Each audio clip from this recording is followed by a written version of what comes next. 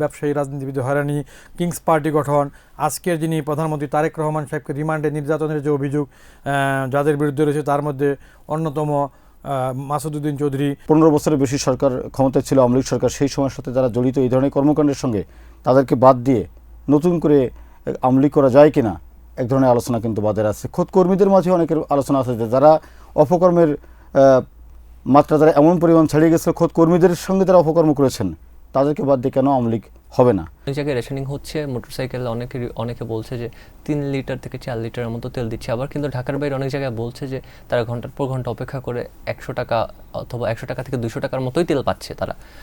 তো পাম্প মালিকরা বলছে এক্ষেত্রে যে তারা ডিপো থেকে প্রপার সাপ্লাই পাচ্ছে না। ইরান থেকে একটা স্টেটমেন্ট দেওয়া হলো যে না, আমরা কোনো ধরনের নেগোসিয়েশনে নাই। তারপরেও যদি বলা যায় যে অলরেডি পাকিস্তান ডিক্লেয়ার করেছে যে তারা যে কোনো ধরনের আলোচনা হোস্ট করতে রাজি আছে। টাইমস টুডেজ হেডলাইন্স অনুষ্ঠানে সবাইকে স্বাগত জানাচ্ছি। আমি মাহফুজুল্লাহ বাবু। যারা ব্যস্ততার কারণে দর্শক সংবাদপত্র পড়তে পারেননি তাদের জন্য আমাদের এই নিয়মিত আয়োজন যে আমাদের প্রধান খবরগুলোর একটা বিশ্লেষণ আমরা স্টুডিওতে করি। আজকের প্রধান খবরগুলোর মধ্যে একটা হচ্ছে যে 1/11 যে অন্যতম কুশীলব লেফটেন্যান্ট জেনারেল মাসুদউদ্দিন চৌধুরী তিনি সোমবার রাতে গ্রেপ্তার হয়েছেন। স্টুডিওতে আমার সঙ্গে আছেন আমাদের ক্রাইম রিপোর্টিং চিফ জনাব কামরুজ্জামান। ধন্যবাদ আপনাকে। আপনি জানেন যে জেনারেল মাসুদউদ্দিন চৌধুরী বাংলাদেশের ঘটনাবহুল রাজনীতিতে একটা আলোচিত ব্যক্তিত্ব। তিনি তার যে কর্মজীবন শুরু হয়েছিল সেনাবাহিনীতে 1975 সালের 1 মেতে, রক্ষী বাহিনীর মাধ্যমে তার চাকরি জীবনে শুরু। 1975 সালে 15 আগস্ট বঙ্গবন্ধু সপরিবারে নিহত হওয়ার পর রাজনৈতিক আরেকটি প্রেক্ষাপট পরিবর্তনের মধ্য দিয়ে নতুন করে অভিষেক ঘটে সেনাবাহিনীতে মাসুদউদ্দিন চৌধুরীর। ঘটনাবহুল জীবনে তিনি সর্বশেষ যখন 2007 সালের এতে 11 জানুয়ারি যে 111 হিসেবে পরিচিত যেটাকে আমরা বলি, তখন তিনি সেনাবাহিনীর অন্যতম 9 ডিভিশনে সাভারে সেটা জিওসি ছিলেন। তখন তিনি 9 ডিভিশন যেটি সেনাবাহিনীর অন্যতম গুরুত্বপূর্ণ শক্তিশালী ইউনিট, সেইটার প্রধান হিসেবে তিনি ক্ষমতা ধরছিলেন এবং তৎকালীন সেনাপ্রধান মঈন আহমেদের তিনি আস্থাভাজন ছিলেন। ওই সময়ে নানান ঘটনার তিনি জন্ম দিয়েছিলেন, যে দুর্নীতি দমন ব্যুরোর যে তখন যে টাস্কফোর্স ছিল সেটার তিনি প্রধান ছিলেন। ওইটার মাধ্যমে বিভিন্ন রাজনীতিবিদ ব্যবসায়ীদেরকে তদন্তের নামে হয়রানি গ্রেপ্তারের যে অভিযোগ সেটা তার বিরুদ্ধে ছিল। পরবর্তীতে তাকে অস্ট্রেলিয়ান হাই কমিশন করা হয়েছিল। সেখান থেকে সে 2018 সালে তিনি রাজনীতিতে ঢোকেন। জাতীয় পার্টি থেকে তিনি ফেনী 3 আসনে সংসদ সদস্য নির্বাচিত হন। এর মধ্যে বেশ কিছু অভিযোগ তার বিরুদ্ধে জোরালোভাবে উঠে, ব্যবসায়ী রাজনীতিবিদ হয়রানি, কিংস পার্টি গঠন, আজকের যিনি প্রধানমন্ত্রী তারেক রহমান সাহেবকে রিমান্ডে নির্যাতনের যে অভিযোগ যাদের বিরুদ্ধে রয়েছে তার মধ্যে অন্যতম মাসুদউদ্দিন চৌধুরী। নানান কারণেই তিনি তো আবার প্রধানমন্ত্রী তারেক রহমানের আত্মীয় হন। তিনি তারেক রহমানের মামা যে সাইদ ইস্কান্দার সাহেব আছে তার ভাইরা, আপন ভাইরা। আমরা যেটুকু জানতে পেরেছি তিনি গ্রেপ্তারের পরে তার বিরুদ্ধে 11টি মামলা রয়েছে ঢাকার বিভিন্ন থানা, বনানী, মিরপুর, কোতোয়ালি, হাতিরঝিল, পল্টন, সব বিভিন্ন ফেনীতেও। তো এর মধ্যে যে পল্টন থানায় যে মানব পাচারের অভিযোগে তার বিরুদ্ধে একটা মামলা রয়েছে, সেই মামলাটিতে তার বিরুদ্ধে ওয়ারেন্ট রয়েছে। এই ওয়ারেন্টের সূত্র ধরে তাকে গ্রেপ্তারের উদ্যোগ নেওয়া হয় আইন প্রয়োগকারী সংস্থা। তো আমরা যেটা জানতে পেরেছি যে রোজার মধ্যেই জেনারেল মাসুদ চৌধুরীকে গ্রেপ্তারের জন্য প্রস্তুতি ছিল। তখন তার পরিবারের পক্ষ থেকে সরকারের পদস্থ মহলে একটা অনুরোধ করা হয়েছিল যাতে পরিবারের সাথে সেই ঈদটা করতে পারে। এরপরেই যে আপনি দেখলেন যে ঈদ চলে যাওয়ার পরে সোমবার মধ্যরাতে তাকে বাড়িধারা বাসা থেকে তাকে গ্রেপ্তার করা হয়েছে। আজকে তাকে 5 দিনের রিমান্ডে নিয়েছে অলরেডি। এই মাসুদ চৌধুরী সম্পর্কে আর কি যে বলার অনেক কিছুই আছে। তার একটা আলোচিত রেস্টুরেন্ট আছে, যে আপনি জানেন যে গুলশান তেজগাঁও লিং রোডে রুপটপ রেস্টুরেন্ট, পিকাসো রেস্টুরেন্ট। এটাও নানান কারণে বিভিন্ন সময়ে গণমাধ্যমে এবং সামাজিক যোগাযোগ মাধ্যমে আলোচনা এসেছে। মানে এই ইয়েতে আপনি আরও জানেন যে কোর্টে যখন আজকে তাকে হাজির করা হয়েছিল তার উপরে ডিম নিক্ষেপ করেছে। এমনকি একজন লোক তিনি খুব গর্ব করে বলেছেন যে আমি 10টা ডিম নিক্ষেপ করতে পেরেছি মাসুদ চৌধুরীর উপরে, সুযোগ থাকলে আরও কিছু মারতে পারলে আমি খুশি হইতাম। এই ব্যক্তিটি নানান কারণে আলোচিত সমালোচিত তার এই টোটাল কর্মজীবনে। মানব পাচারের যে মালয়েশিয়ার একটা সিন্ডিকেটের গল্প আমরা সবসময় শুনি, জানি এবং গণমাধ্যমে আসে, সেই সিন্ডিকেটে কিন্তু তার নাম একেবারে টপ 3-4-এর মধ্যে তার নাম ছিলেন। তিনি জাতীয় পার্টি যে রাজনীতি করতেন, তিনি তো জাতীয় পার্টির রাজনীতিতে অ্যাক্টিভ পলিটিশিয়ান ছিলেন না। তখন শোনা যায় যে তৎকালীন যে আওয়ামী লীগ সরকারের সাথে তার একটা লিয়াজু হয়েছিল, তখন যেহেতু ফেনীতে আওয়ামী লীগের সিটটা ছাড়ার জন্য জাতীয় পার্টির সাথে হয়তো কোনো লেনদেন হয়েছিল, সেই প্রেক্ষাপটে আওয়ামী লীগ সভানেত্রীর পরামর্শে তাকে জাতীয় পার্টি ফেনী তিনি মনোনয়ন দেয় এবং পরবর্তীতে তিনি 18 নির্বাচিত হন। এই ইয়েতে মাসুদউদ্দিন চৌধুরী তার বিরুদ্ধে যে অভিযোগগুলি রয়েছে এর মধ্যে বিদেশে অর্থ পাচারের অভিযোগও আছে, মানব পাচারের অভিযোগ আছে, মানে হেন কোনো বিতর্কিত কর্মকাণ্ড নাই যে এই মাসুদ চৌধুরী নাম সমালোচনা না এসেছে। এখন তিনি রিমান্ডে আছেন। বিভিন্ন লোকের প্রশ্ন যে বিগত আওয়ামী লীগ সরকারের অনেক মন্ত্রী এমপি দুর্নীতিবাজরা কারাগারে গেল, মাসুদ চৌধুরী কেন পরে গেলেন? এখানে দুইটা বিষয় মানুষের আলোচনা আছে যে যেহেতু তিনি একজন প্রভাবশালী সেনা কর্মকর্তা, আর ইন্টারিয়র গভর্নমেন্ট যেটা ছিল তারাও তো বলতে গেলে আর্মি ব্যাক গভর্নমেন্ট ছিল, ওইখানে তাকে সুবিবেচনা করা হয়েছে। আরেকটা ব্যাপার আলোচনা ছিল যেহেতু তিনি বর্তমান প্রধানমন্ত্রী, তারও একদিকে আত্মীয় হয়, পাশাপাশি যে তিনি আবার একটা শোনা গেছে তিনি অসুস্থ, বাট আমরা জানি যে অসুস্থ হলেও অনেক লোককে তখন অ্যারেস্ট হয়েছে এবং কারাগারে আছে, অনেকে কারাগারে মারা গেছে। কিন্তু বিশেষ অনুকম্পা কী কারণে পেয়েছিল, হয়তো বা রিমান্ডে যেহেতু তাকে নেওয়া হয়েছে, আমরা ধীরে ধীরে বিষয়গুলি জানতে পারবো, কীভাবে তিনি এতদিন বিতর্কিত কর্মকাণ্ড প্রদেশে ছিলেন, কার শেল্টারে ছিলেন, কী কারণে তাকে এতদিন গ্রেপ্তার করেন। আশা করি আমরা ধীরে ধীরে আমরাও জানতে পারবো, পাঠকরা জানতে পারবে। দর্শক, আরেকটি প্রতিবেদন, আওয়ামী লীগের সভানেত্রী যে পদচ্যুত প্রধানমন্ত্রী শেখ হাসিনা কিন্তু ভারত থেকে আবারও নতুন সরকারের প্রধানমন্ত্রী, মন্ত্রীরা, প্রতিমন্ত্রীরা তাদের ব্যাপারে খুব আবার যে বাগাড়ম্বর চালু করেছেন তিনি। বিশ্লেষকদের আশঙ্কা যে এতে দেশে তার যে কর্মীরা আছেন তাদের উপর বিপদের মাত্রা বাড়তে পারে। স্টুডিওতে আমার সঙ্গে আছেন আমার সহকর্মী সাইফুল ইসলাম। না, আপনি যেমনটি বলছিলেন যে শেখ হাসিনা হঠাৎ করেই বিদেশে অবস্থান করে আপনি জানেন যে গণ অভ্যুত্থানে ক্ষমতাচ্যুত হওয়ার পর উনি তারপর থেকেই ভারতে অবস্থান করছেন, আমাদের প্রতিবেশী রাষ্ট্র ভারত। সেখানে অবস্থান করে একের পর এক হঠাৎ করেই সরকার বিরোধী বক্তব্যে সরব হয়েছেন সাবেক এই প্রধানমন্ত্রী, যিনি আওয়ামী লীগের সভানেত্রী। এখন আমরা কারণটা বিশ্লেষণ করার চেষ্টা করেছি, শেখ হাসিনা হঠাৎ করে কেন সরব হলেন তার বক্তব্যে। তিনি কখনো প্রধানমন্ত্রীর বিরুদ্ধে কথা বলছেন, কখনো স্বরাষ্ট্রমন্ত্রীর বিরুদ্ধে কথা বলছেন, কখনো বিএনপির বিভিন্ন পর্যায়ের নেতাদের সাথে ভোটের আগে তার কী কথা হয়েছে, কিংবা বিভিন্ন পর্যায়ের নেতাকর্মীদের সঙ্গে ভোটের আগে বিএনপি কী ধরনের কমিটমেন্ট ছিল সেসব বিষয়কে সামনে এনে বিতর্কিত করার একটা প্রবণতা তার মধ্যে হঠাৎ করে দেখা গেছে। আমরা বেশ কিছু আওয়ামী লীগের নেতাকর্মীর সঙ্গে কথা বলেছি, বিশ্লেষকদের সঙ্গে কথা বলেছি, আমরা যেটি দেখানোর চেষ্টা করেছি শেখ হাসিনা হঠাৎ করে এই বক্তব্যের যে মানে তীব্র সরকার বিরোধী বক্তব্য, তার নেপথ্যের কারণটাই হচ্ছে তিনি আলোচনায় থাকতে চান। কেন আলোচনায় থাকতে চান? সাম্প্রতিক সময় বিভিন্ন গণমাধ্যমে রিফাইন্ড আওয়ামী লীগ নিয়েও কথাবার্তা চলছে, যে বিশেষ করে আওয়ামী লীগের যে নেতৃত্ব আছে যারা গুম, খুন এবং হত্যাকাণ্ডের সাথে জড়িত, প্রায় 15 বছরের বেশি সরকার ক্ষমতায় ছিল আওয়ামী লীগ সরকার, সেই সময়ের সাথে যারা জড়িত এই ধরনের কর্মকাণ্ডের সঙ্গে, তাদেরকে বাদ দিয়ে নতুন করে আওয়ামী লীগ করা যায় কিনা এক ধরনের আলোচনা কিন্তু বাজারে আছে। খোদ কর্মীদের মাঝে অনেকের আলোচনা আছে যে যারা অপকর্মের মাত্রা যারা এমন পরিমাণ ছাড়িয়ে গেছে, খোদ কর্মীদের সঙ্গে যারা অপকর্ম করেছেন তাদেরকে বাদ দিয়ে কেন আওয়ামী লীগ হবে না। যদিও এই দলটি, আপনি জানেন যে দলটির কার্যক্রম সাময়িক নিষিদ্ধ, তো আপনি জানেন যে হঠাৎ করে এই আলোচনার কারণটাই হচ্ছে, আমরা একাধিক বিশ্লেষক আমাদেরকে যেটি বলেছেন যে শেখ হাসিনা আলোচনায় থাকতে চান, তিনি দেশীয় নানান কর্মীদের মাঝে আলোচনায় থাকতে চান, যে না দলের এখনও তো নেত্রী আছেন, তার একটা ভাব, তার গাম্ভীর্য তিনি বজায় রাখতে চান। একই সঙ্গে দেশি বিদেশি মিডিয়া, আন্তর্জাতিক গণমাধ্যমে কিংবা বিভিন্ন পর্যায়ের মানুষের সঙ্গে তার যে যোগাযোগ ছিল সেটা তিনি নতুন করে করবার চেষ্টা করছেন, যে না তার এখনো পর্যন্ত ক্ষমতা কিংবা কর্মীদের মাঝে তার একটা অবস্থান আছে, জাস্ট এটিকে প্রতিষ্ঠিত করার জন্যই তিনি এই কাজটি বরাবরই করছেন। এর কারণে যে ঘটনাটি ঘটছে, একটা পর্যায়ে আওয়ামী লীগ 2024-এর গণঅভ্যুত্থানের পর, আগস্টে গণঅভ্যুত্থানের পর কর্মীরা অনেকেই কিন্তু এলাকায় ফিরতে শুরু করেছিলেন। কিন্তু সরকার যদি মনে করে আওয়ামী লীগের এই কর্মীরা ফের এই সরকারের জন্য, কিংবা বিরোধী দল মনে করে তাদের জন্য সরকার চালানোর ক্ষেত্রে, দেশ চালানোর ক্ষেত্রে ঝামেলাপূর্ণ মনে হচ্ছে কিংবা ঝুঁকিপূর্ণ মনে হচ্ছে, এই কর্মীরাই কিন্তু দিন শেষে আবার বিপদে পড়বেন সরকার যদি তাদের প্রতি অনেকটা রূঢ় মনোভাব পোষণ করে। সেই ক্ষেত্রে শেখ হাসিনা কিন্তু গণতন্ত্রে যদি কেউ আপনার যে একটা পার্টি করার কারণে নিশ্চয়ই অপরাধী হতে পারে না, সেটি আপনার কথা যেমন ঠিক আছে, কিন্তু আপনাকে বুঝতে হবে যে এই দলটির কার্যক্রম সাময়িকভাবে নিষিদ্ধ।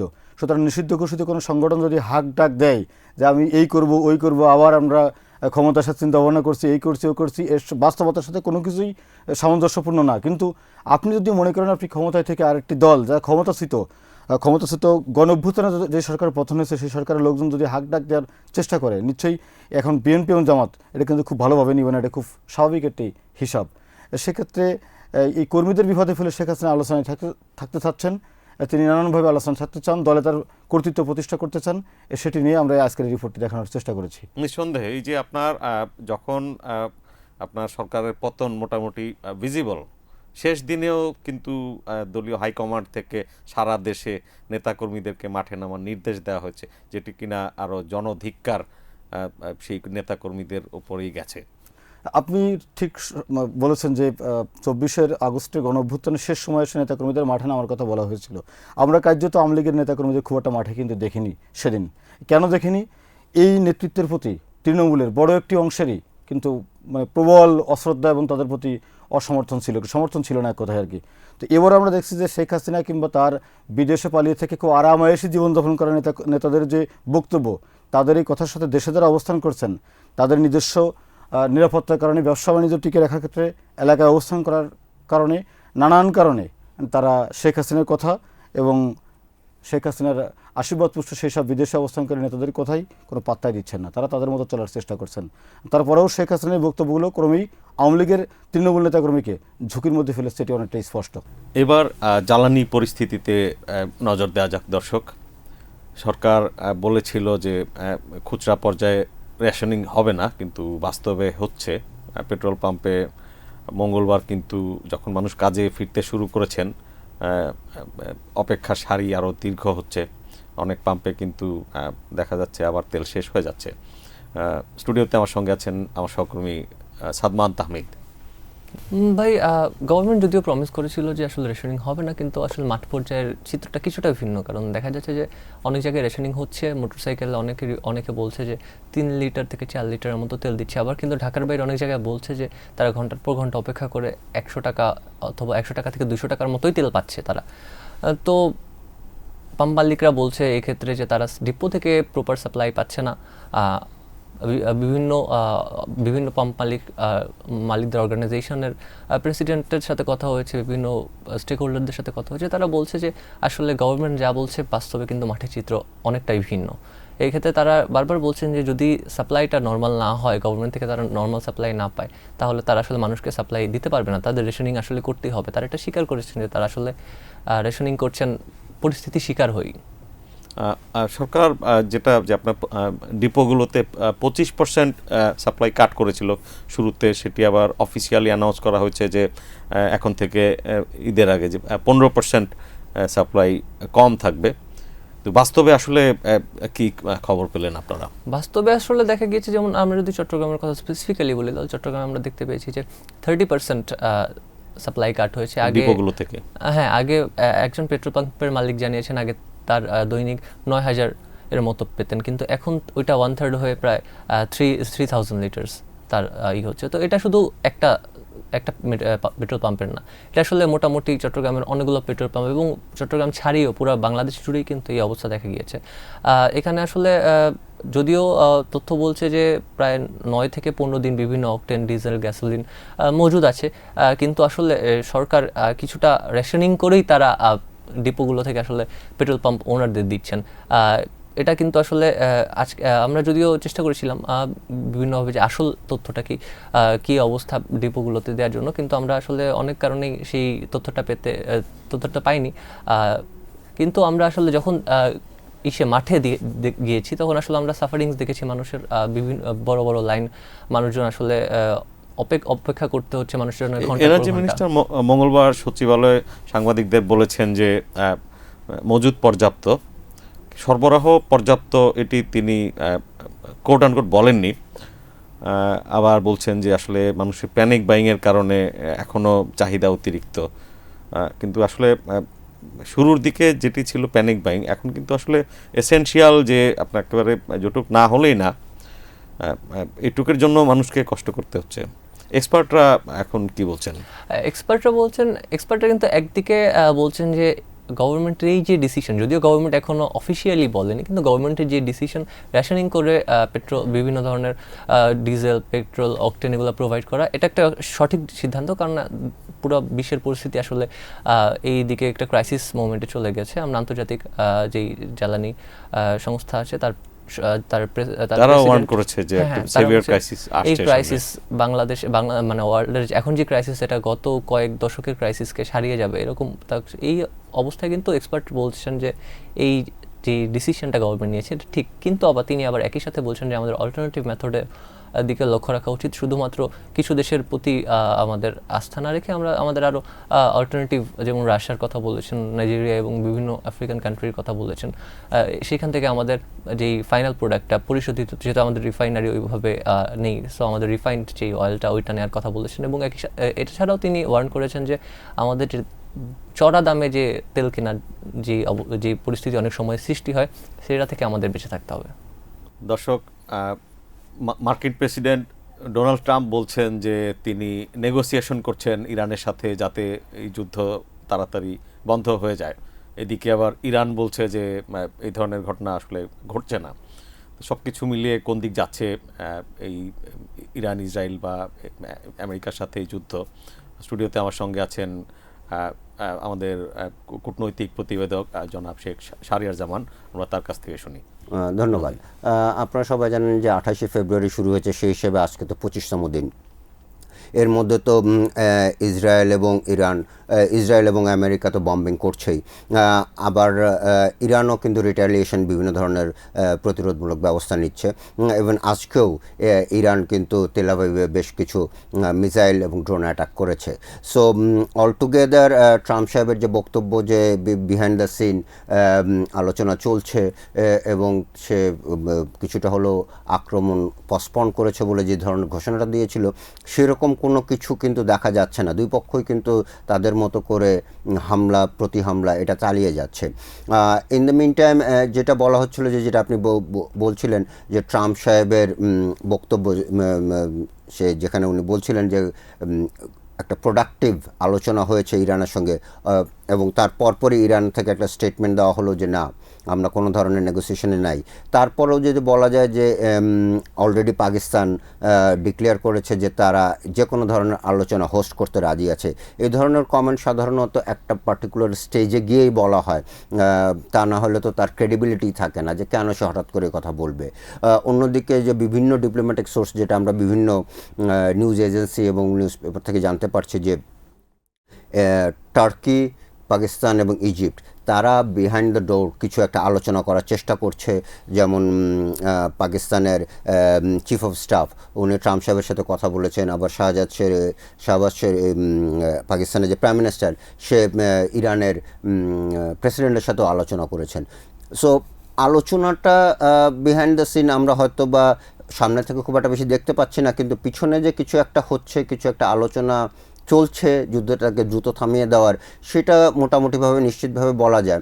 এর কারণ হচ্ছে কি যে আমেরিকারও তার উপরে একটা প্রেশার আছে, তাদের জনগণও কিন্তু বিষয়টাকে খুব একটা ভালো মতো নিচ্ছে না, নাম্বার ওয়ান। তারপরে কস্ট কিন্তু দিনকে দিন বেড়ে যাচ্ছে। আজকেও কিন্তু একটা নিউজ দেখলাম যে চায়না তার যে ফার্টিলাইজার এক্সপোর্ট সেটাকে তারা রেস্ট্রিক্ট করছে। সো এই ধরনের ঘটনা কিন্তু টুকটাক সব জায়গায় এটার কিন্তু গ্লোবাল একটা ইম্প্যাক্ট রয়েছে। তো ফলে এইটা কিন্তু আমেরিকা এবং ইসরায়েল এবং আপ টু সাম এক্সটেন্ট ইরানের উপরেও কিন্তু একটা চাপ তৈরি করবে যত দ্রুত সম্ভব এই যুদ্ধটাকে থামিয়ে দেওয়ার বা যুদ্ধটাকে বন্ধ করার।